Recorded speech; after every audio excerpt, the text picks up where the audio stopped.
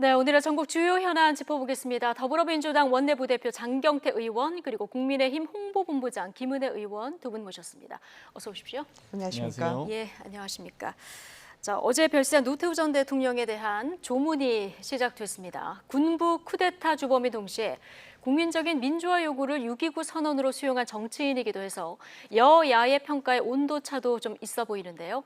노태우 씨 별세에 대한 여야 당대표 입장 먼저 듣고 오시겠습니다. 내란 목적 살인, 12.12 군사 쿠데타, 5.18에 대한 법적 역사적 책임을 면할 수 없는 그러한 존재입니다. 여전히 자신의 잘못을 인정하지 않고 있는 전두환 씨에 비해서 노태우 전 대통령은 6.29 선언도 직선제 개헌에 국민의 요구를 수용을 했고 또 본인이 직접적인 5.18이라는 사죄 표현을 하지 않는 것은 아쉽지만 간접적으로 사죄의 뜻을 표하고 아들 노재헌을 통해서 수차례 5.18 묘지를 참배해서 사과의 뜻을 표한 것은 국민들께서 평가하고 있으라고 생각합니다. 가족이고 특히 아들 되시는 노재현 변호사 같은 경우에는 광주 민주화운동에 대해서도 가족을 대표 사과를 하는 등 제가 봤을 땐 진정성 있는 노력들을 경주해 왔습니다. 그렇기 때문에 그분의 과를 물론 오롯이 겪고 갈 수 없는 분들도 대한민국에 많은 걸 알고 있지만은 그런 노력 또한 전두환 대통령 일가와는 다르게 평가될 부분이 있다. 저는 그런 생각을 합니다. 그리고 여러 의미로 대한민국의 민주화 이후 직선 대통령이었다는 차원에서 현대사에서 굉장히 큰 이정표를 남기신 분이다. 저는 그런 생각을 하고 추모합니다. 네, 자, 공과 과 사이에서 민주당과 국민의힘이 방점을 찍는 부분들이 조금 미묘하게 다른 것도 같습니다. 조금 전에는 청와대 공식 입장도 나왔는데요. 과오가 적지 않지만 성과가 있었다. 그러면서 88 올림픽 성공 개최라든가 북방 정책 추진 등을 이제 꼽았습니다.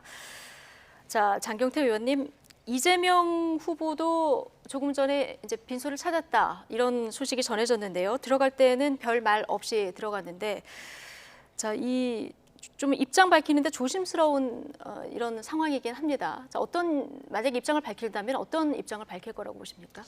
아무래도 개인에 대한 명복과 조의를 표함은 있을 겁니다. 하지만 그럼에도 불구하고 군인들이 총칼로 국가를 상대로 내란을 하고요. 또 국민을 상대로 학살을 자행했던 이 12.12와 5.18을 잊을 수가 없습니다. 역사적, 정치적, 법적 평가는 이미 끝났기 때문에 이 부분까지 저희가 포용하기에는 어렵다고 보고요. 예. 그런 점에서 무기징역을 또 선고받고 또 사면을 받으셔서 이 전직 대통령에 대한 예우는 없기 때문에 이 고인에 대한 예우 정도 하는 것으로 말씀하시지 않을까 싶고요. 사실 말씀을 안 하실 가능성도 높다고 봅니다. 아, 예. 네. 조금 전에 이제 조문을 마쳤다는 소식까지 들어왔는데요. 저희가 뭐 속보로 들은 내용이 있으면 제가 전해드리도록 하고, 국민의힘 대선 주자들도 아마 조문을 할 것으로 이제 예상이 되고 있는데, 네.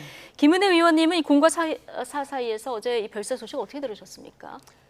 그렇죠. 돌아가신 분의 공과 또 과에 대해서는 갑론을박이 있을 수밖에 없겠죠. 예. 또 12.12와 5.18에 어쨌든 분리할 수 없는 분이기 때문에 국민분들로부터 심경이 참 착잡하고 복잡할 거라고 예. 생각합니다. 다만 그동안에 보면 남북 간의 평화가 공존이 됐다든지 아니면은 외교적으로 우리나라의 지평을 전 세계로 넓혔다든지 하는 그 부분에 있어서의 족적을 남긴 것 또한 부인할 수가 없죠. 그래서 저는 노 전 대통령 임기 때의 공과 그 유족들이 이번에 이제 국가장으로 결정이 됐는데 고인의 뜻에 따라 이제 통일동산 안장을 희망했다고 하니까요. 잘 협의가 되기를 바랍니다. 예. 자, 상황이 이렇다 보니까 이제 호칭을 어떻게 해야 되느냐, 장례는 어떻게 해야 되느냐. 자, 여기에 대해서 한 번에 이렇게 정리가 안 되는 상황이었었는데, 어쨌든 장례는 정부가 오늘 국가장으로 진행하기로 결정을 했습니다. 민주당 일부 의원들 국가장 안 된다 어제 반대 의견을 밝히기도 했는데, 자, 어떻게 보십니까?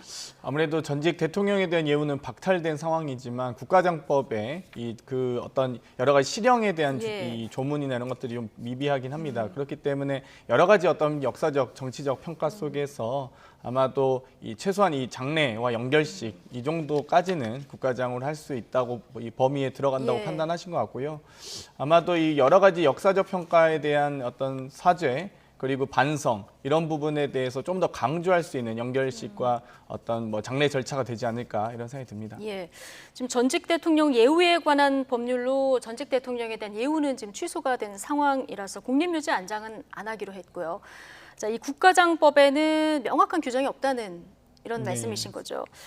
자, 법에 조금 앞으로 명확히 좀 명시할 필요는 있어 보입니다. 네. 예. 아무래도 이제 전반적으로 전직 대통령이기도 하고 또 그동안에 재판을 받았던 그런 과거도 있긴 하지만 예. 국격이라는 것은 어떤 것이었는지 또 나라의 리더였던 분에 대한 장래가 어떤 것이었는지에 대해서는 매번 이렇게 정쟁처럼 논란이 되지 않고 서로 고요하게 그리고 예. 유족의 뜻에 따라서 협의 절차가 진행되는 그 선례가 정착이 됐으면 좋겠어요. 예, 알겠습니다. 자, 장례위원장은 김부겸 총리가 맡을 것으로 보이고요. 아마 5일장으로 치러지는 것으로 결정이 된 것 같습니다. 자, 이 소식은 여기까지 전해드리고요. 다음 주제로 넘어가겠습니다. 윤석열 검찰의 고발 사주 의혹을 수사하고 있는 공수처 손준성 검사에 대해서 청구한 구속영장이 기각됐죠. 같은 사안을 두고 정치권 반응 엇갈리게 나오고 있는데요. 먼저 확인해 보시겠습니다.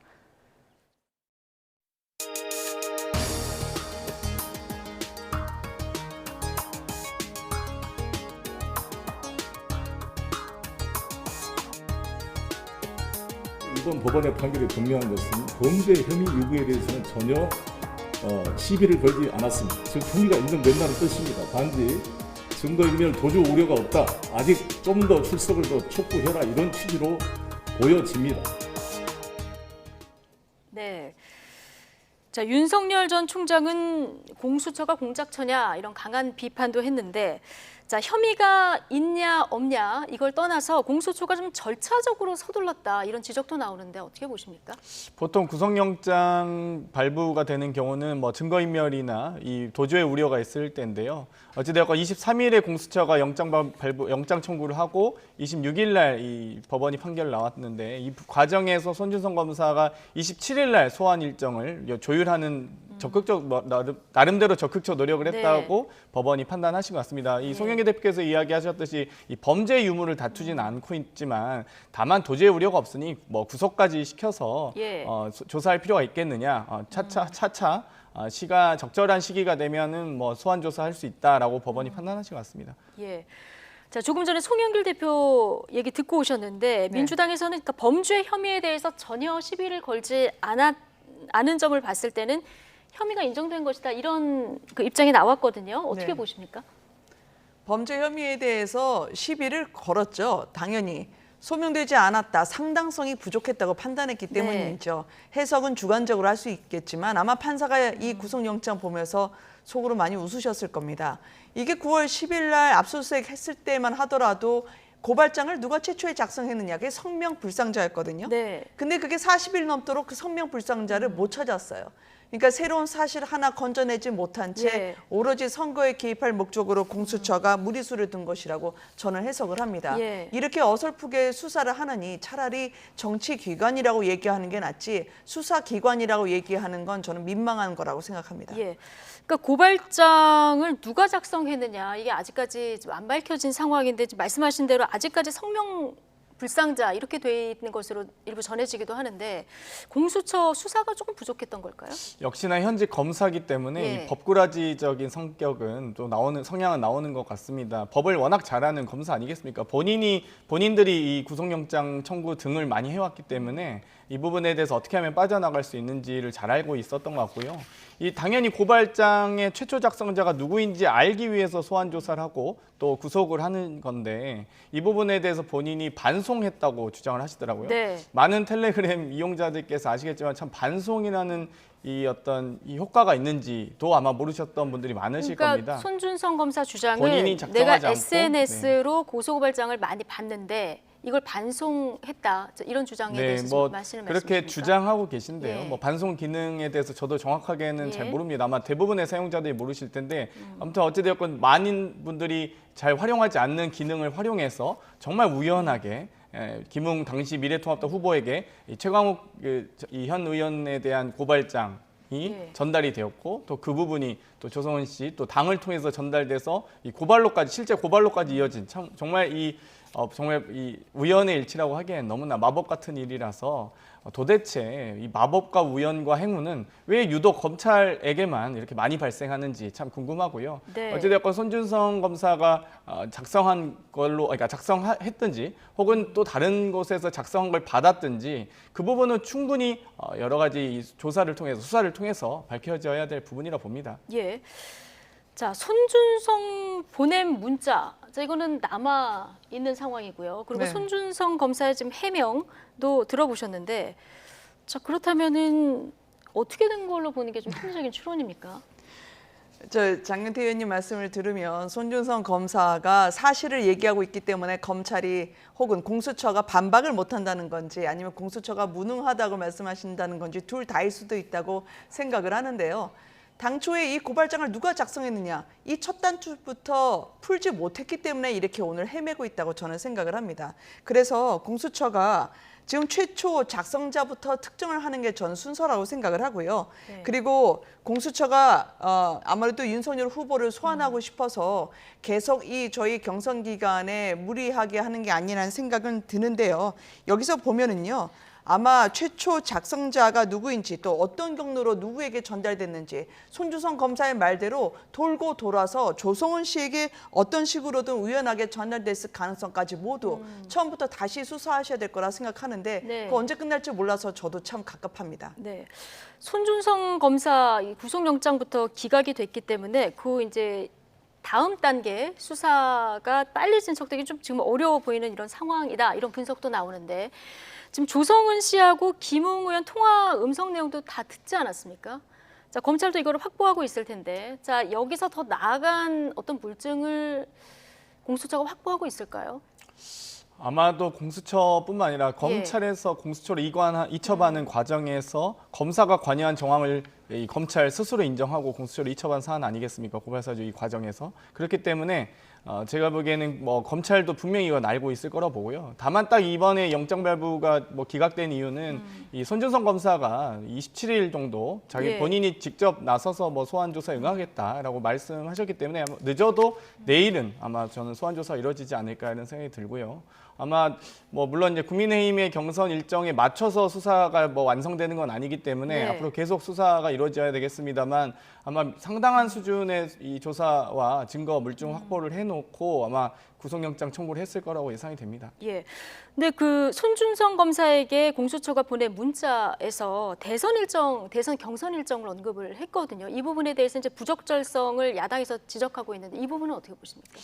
뭐 사실 여러 가지 대선 일정까지, 그러니까 어찌되었건 이 본인이 작성했든 작성하지 않았든 사시 동기인 같은 또 검사 출신의 총선 후보에게 이 고발장이 전달한 부분은 분명히 이 검사의 현직 이 어떤 선거 개입 정황이 드러난 것이라고 볼 수 있기 때문에 예. 이 부분은 뭐 작성자로 물타기할 거라기보다는 본인이 어찌됐건 선거에 개입했고 현직 검사로서 또 윤석열 검찰총장의 오른팔이로서 그 부분은 좀 반성을 해야 되는 것 같고요. 예. 아마 뭐 늦어도 내일쯤 소환 조사를 통해서 여러 가지 피의 사실에 대해서 공수처가 이 확보한 증거들을 바탕으로 질문할 거라고 봅니다. 그런 조사할 거라고 보고요. 네. 그 과정에서 아마 손준성 검사의 이 조사가 어느 정도까지 이루어질지 모르겠지만 아마 뭐 아주 긴 시간 아마 여러 가지 혐의에 대해서 확인해 나가리라고 봅니다. 예.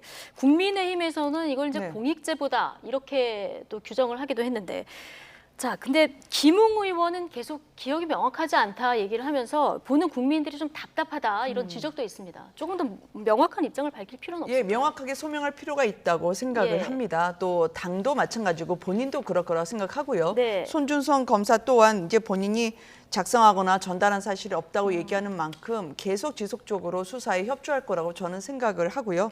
그리고 박지원 국정원장이 조성은 씨와 함께 이 배려받은 날짜라고 하는 이 개입 여부에 대한 수사는 전혀 진척이 이루어지지 않고 있죠. 네. 반면에 이번에 구속영장 발부하지 않았을 때 사연을 보니까 김웅, 조성은 그 녹취록에 대해서도 범죄 증거라고 판단하지 않고 있더라고요. 예. 그렇기 때문에 철저히 법리적인 판단에 맞춰서 수사가 진행되긴 하겠지만 해야 될 수사를 일부러 늦추고 있는 것 같다. 그리고 손주성 검사는 본인이 윤석열 총장의 오른팔이라 얘기한 바가 없고요. 윤석열 총장을 위해서 일한 바가 없다라고 얘기했기 때문에 그 관계에 대해서는 뭐 사견임을 전제로 누구든지 얘기할 수 있지만 네. 실체는 그렇지 않다라고 네. 말씀을 드리고 싶습니다. 자, 고발 사주, 공수처 수사 관련한 얘기 나눠봤고요. 지금 대장동 의혹을 둘러싼 여야 입장도 첨예합니다. 민주당에서는 새롭게 제기된 황무성 사장 사퇴 외압 의혹에 대해서 이재명 후보와는 관련이 없다 이런 입장을 보이고 있고요. 국민의힘에서는 검찰의 대장동 수사가 꼬리 자르기도 아닌 꼬리에 깃털 뽑기다 이런 비유까지 나왔는데요. 관련 이야기 듣고 오시죠. 황무성 사정이 나가는 부분과 관련해서는요. 예. 그건 법리적으로 직권남용은 될 수가 없다고 보입니다. 아, 그래요? 예. 그렇죠. 예. 왜 그런 거예요? 직접적으로 이재명 지사가 연관됐다는 것도 없을 뿐만 아니라 예, 지금 없고. 예. 네네. 이 황우성 사장이 나갔다고 해서 그것이 이 대장동 사업과 관련해서 또 직접적인 연관이 된다고 보기도 어렵습니다. 왜 나가는? 저는 이번 검찰의 이 대장동 사건 수사를 보면서 꼬리 자르기가 아니라 꼬리에 깃털 뽑기 하고 있다. 그런 생각을 지울 수가 없죠. 예. 본인 스스로가 쓸개자라고 얘기했던 이재명 후보, 그 후보가 책임자라는 건 본인 스스로 그 이전에 선행 자백을 했는데 아니 압수수색을 성남시청에 대해서 압수수색을 보름 이상 하지도 않고 압수수색을 하라고 제가 여러 차례 얘기했습니다. 성남시청에 대해서. 그런 다음에 성남시청 압수수색했다 해서 제대로 한 줄 알았더니 갔다고 했다는데 시청하고 시청의 시장실하고 비서실은 또 빼놨다는 거예요. 네, 자 여야 입장을 듣고 오셨는데, 자 대장동이 김은혜 의원 지역구다 보니까 국감에서도 정말 맹활약을 하셨는데, 자 이번에 황무성 사장 사퇴 외압 의혹 관련한 이 녹취도 김은혜 의원이 이제 공개를 하셨는데, 이제 국감에서는 공개되지 않은 내용 아니겠습니까? 그렇습니다. 그 이후에 제보를 받으신 겁니까? 네, 우연히 연결이 됐고요. 그리고 황무성 전 사장의 이야기를 들어보니까 당초에는 이 녹취록을 공개할 의사가 없었습니다. 그런데 이제 국정감사장에서 이재명 지사가 황 사장에 대해서 사퇴를 종용하는 의혹에 대해서 위증으로 일관하는 것을 보고 이대로는 진실이 묻히겠다라는 생각을 해서 아마 신경의 변화를 일으킨 것 같고요. 본인이 용기를 내줬습니다. 아, 그렇군요. 자, 그런데 이 녹취록을 보면은 유한기 본부장하고 황무성 사장과의 두 사람의 녹취인 이런 상황입니다. 물론 이제 이재명 시장도 거기 나오고 그리고 유동규 전 본부장도 나오긴 하는데, 그런데 이건 또 유한기 본부장이 이걸 어느 선에서 본인의 얘기하고 또 이 들은 얘기를 섞어서 얘기했느냐. 자, 여당에서는 이런 부분이 좀 의심스럽다 이렇게 좀 보고 있는 상황인 거죠? 모르겠습니다. 이번에 또 국민의힘이 그 유한기 본부장까지도 측근이냐고 또 의혹을 제기하지 않을까 참 안타까운데요. 이번에 어찌되건 이번 사건의 핵심은 화천대유의 이 뇌물죄에 대한 조사입니다. 그러니까 이 큰형님이라고 불렸던 김만배 씨가 어디까지 뇌물을 전달했느냐.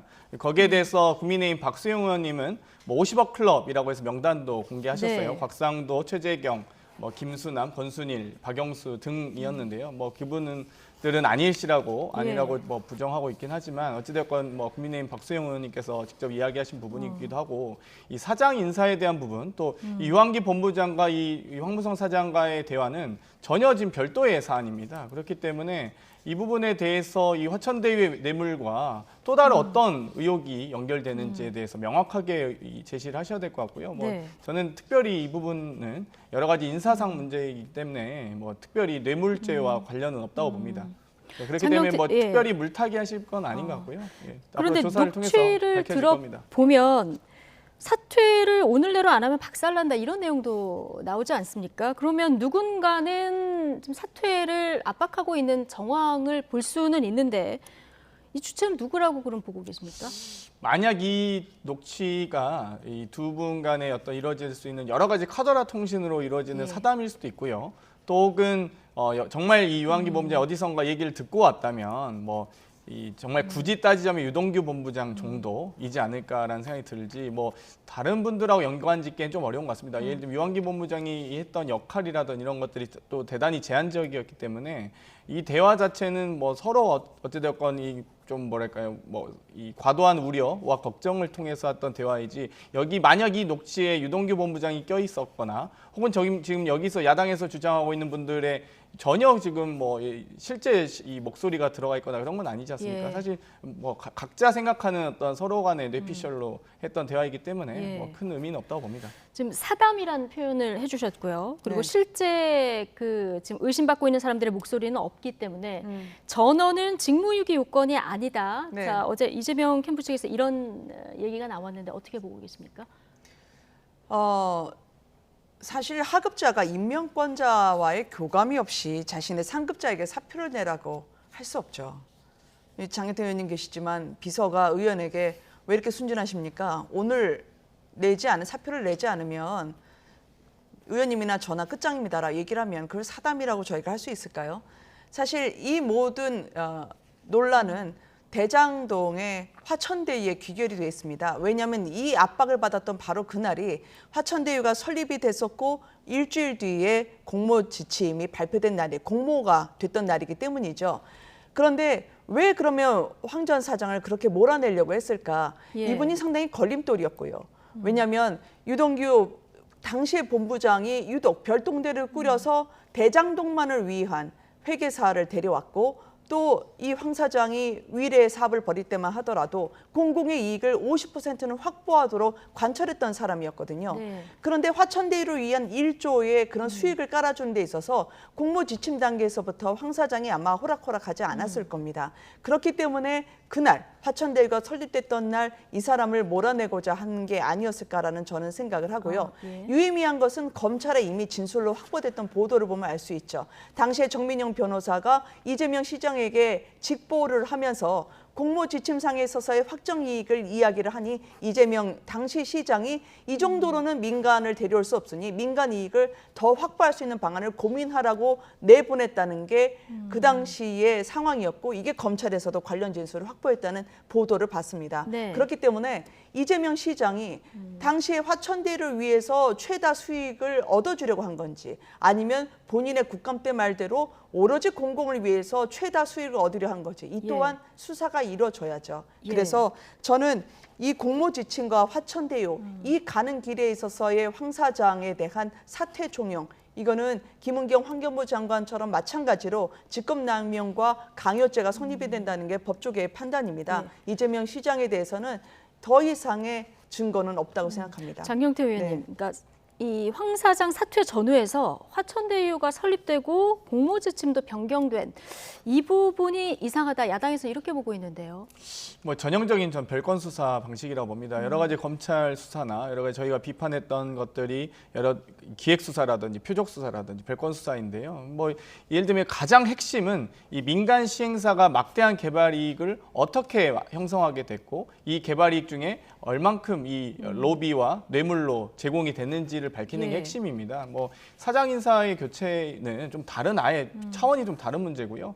이 사장이 바뀜으로써 혹은 사장 직무대행이었던 유동규 본부장이 만약 어떤 여러 가지 불법적 행태를 자행했다면 그 부분은 개인적으로 책임과 처벌을 받아야겠지만 이 여러 가지 이 시행과 공모와 이 선정 과정에서의 문제점은 없는 것으로 다들 이해하고 있지 않습니까? 이번에 예. 행안위와 국토위 국감에서 국정감사 과정에서 많은 국민의힘 그 의원님들께서 질의를 하셨습니다. 그리고 예. 그 부분에 대해서 상당 부분 소명이 되셨기 때문에 뭐 대부분의 의혹이 해소된 상황에서 또 다른 의혹을 또다시 제기하고 있는 상황이다라고 예. 봅니다. 자, 이 녹취록 내용 관련해서 오늘 전담 수사팀도 꾸려진 상황인데, 네. 자, 김은혜 의원님 지금 황무성 사장한테 녹취록을 건네 받으셨다, 제보 받으셨다 얘기하셨는데 지금 공개된 내용이 답니까?